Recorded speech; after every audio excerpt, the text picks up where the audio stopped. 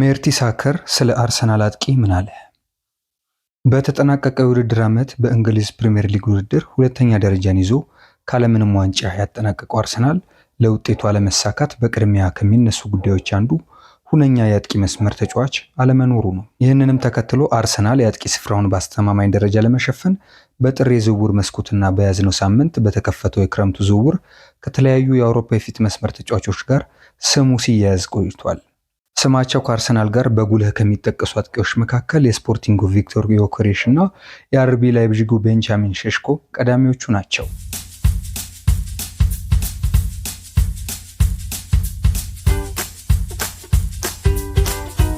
ከሳምንታት ወዲህ ወደ አርሰናል የመምጣቱ ዜና እየተጠናከረ የመጣው የአርቢ ላይፕዚጉ አጥቂ ቤንጃሚን ሼሽኮ የአርሰናል የአጥቂ ችግርን ከሚቀርፉ ተጫዋቾች አንዱ ተደርጎ ሲወሰድ፣ አርሰናልም ከቡንደስሊጋ ቡድን ጋር በጥልቀት እየመከረ መሆኑ ተሰምቷል።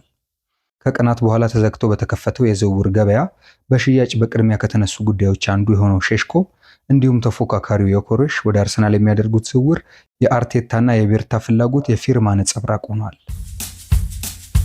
እንዳለፈው የክረምት ዝውውር ሂደት ከሆነ አርሰናል በዮኬሬሽ ላይ ያሳየው ፍላጎት የቀደመ ኢላማዎቹን ከማሳካት አንጻር ተወስዷል። ሆኖም የሼሽኮ የውድድር ዘመኑ ብቃትና ወጣት መሆኑ አርሰናል ፍላጎቱን ወደ ስሎቬኒያዊ አጥቂ እንዲያዞር አድርጎታል መባሉ ተሰምቷል። የተጫዋቹ ሁለገብነትና የእድሜው ወጣትነት ለአርቴታ ፕሮጀክት ተስማሚ መሆኑ የተመላከተ ሲሆን ይህንንም በአውሮፓ ትልቅ ከሆኑት 5 የእግር ኳስ መድረኮች አንዱ በሆነው ቡንደስሊጋ ማስመስከሩ በዚህ ተነስቷል።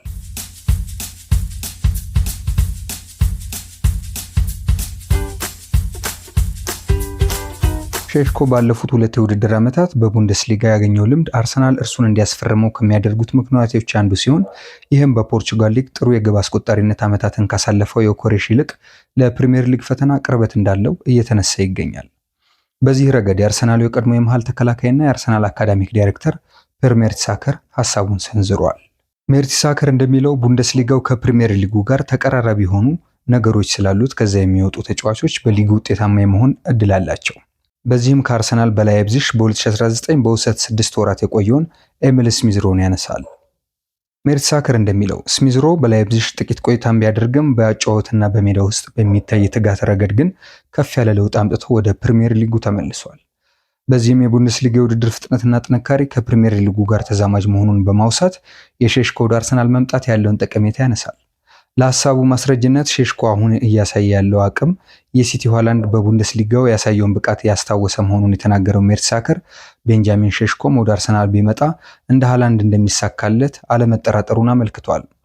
ሼሽኮ ከልምድ ማነስ አንጻር የዮኬሬሽን ያህል ስኬታማ አይደለም ከመባሉ በላይ በጉልበተኛ ሲነጻጸሩም የዮኬሬሽ እጅግ የላቀ መሆኑ በአንጻሩ ይነሳል።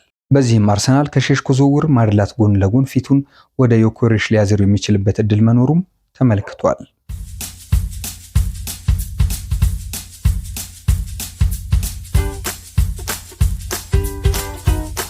ሁለቱም አጥቂዎች በተጠናቀቀው የውድድር ዓመት ከክለቦቻቸው ጋር የተሳካ ጊዜ አሳልፈዋል። ስሎቬኒያዊ ሼሽኮ 21 ግቦችን ሲያስቆጥር ስዊድናዊ ዮኬሬሽ በዚህ ዓመት ብቻ 54 ግቦችን በስሙ አስመዝግበዋል። የአርሰናሉ አዲሱ ስፖርቲንግ ዳይሬክተር አንድሪያ ቤርታ እና ሚካኤል አርቴታ ቡድኑ ሁነኛ አጥቂ እንደሚያስፈልገው ልዩነት ባይኖራቸውም የትኛው ተጫዋች ይሆን የሚለው ግን ስምምነት ላይ አልደረሱም። አንዳንድ የእግር ኳስ ባለሙያዎች እንደሚሉት አርሰናል ያለበትን ችግር መቅረፍ ካስፈለገው ማስፈረም ያለበት የ21 ዓመቱን ቤንጃሚን ሼሽኮን ነው። ተጫዋቹ ወጣት እንደመሆኑ መጠን አርቴታ በሚፈልገው መንገድ ለመስራት የሚያመቸው ሲሆን በተለይ ደግሞ ፍጥነቱና ከኳስ ጋር ያለው ቅርበት ተመራጭ እንደሚያደርገው አመልክቷል። በወጣት የተገነባ ቡድን ለስኬት ቁልፍ መሆኑን የዚህ ዓመቱን ባርሴሎናና ፒኤስጂን በማሳየነት የሚያነሱት ባለሙያዎቹ ሼሽኮ የአርሰናል ቀዳሚ ምርጫ ሊሆን እንደሚችል በግምታቸውን ያስቀምጣሉ። በተጨማሪም ቤንጃሚን ሼሽኮ አርሰናል ለሚፈልገው የረጅም ጊዜ ቡድን ግንባታ ወሳኝ ስለመሆኑ ነው ያስረዱት።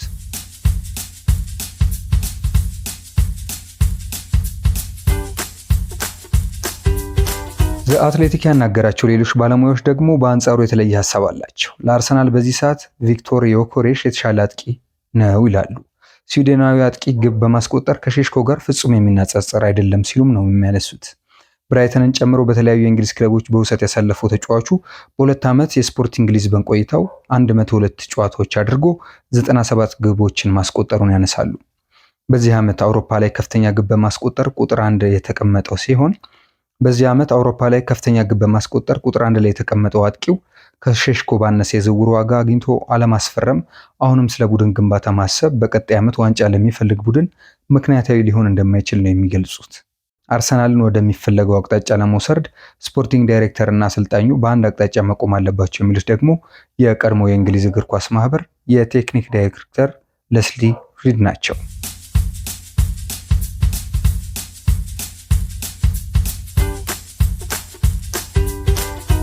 ምንም እንኳ በሊግ ስኬታማ የሆነ ተጫዋች ወደ እንግሊዝ ሲያመራ ምን ሊገጥመው እንደሚችል መገመት ከባድ ቢሆንም ለአርሰናል የአጭር ጊዜ ስኬት ትክክለኛው አጥቂ ዮኬሬሽ መሆን እንዳለበት አንጋፋው የእግር ኳስ ባለሙያ ከዘ አትሌቲክ ጋር በነበራቸው ቆይታ ተናግረዋል።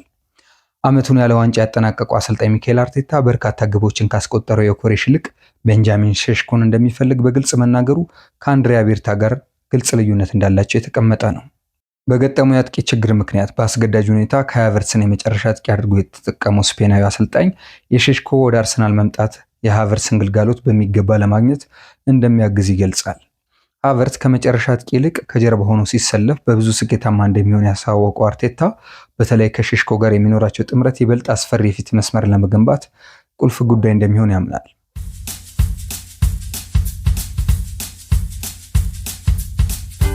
በአትሌቲኮ ማድሪድ ቤት እንደ አንቷን ግሪዝማን፣ ዲያጎ ኮስታ፣ ሁሊያን አልቫሬስ እና ሌሎች ተጽዕኖ ፈጣሪ ተጫዋቾችን ያስፈረሙት አዲሱ የአርሰናል ስፖርቲንግ ዳይሬክተር አንድሪያ ቤርታ ዮኬሬሽ እንዲፈርም ይፈልጋሉ። አሁን ጥያቄው መድፈኞቹ በፕሪሚየር ሊግ ያልተፈተነውን ግብ አስቆጣሪ ቪክቶር ዮኬሬሽን ወይስ የረጅም ጊዜ እቅዳቸው ሊሆን የሚችለውን ቤንጃሚን ሼሽኮን ወደ ለንደን ያመጡታል የሚለው ነው። ተገማች ባልሆነው የተጫዋቾች ዝውውር በአርሰናል ራዳር ውስጥ የሚገኙት ሁለቱ አጥቂዎች ወይስ ሌላ አጥቂ? ጊዜ የሚያሳየን ጉዳይ ይሆናል።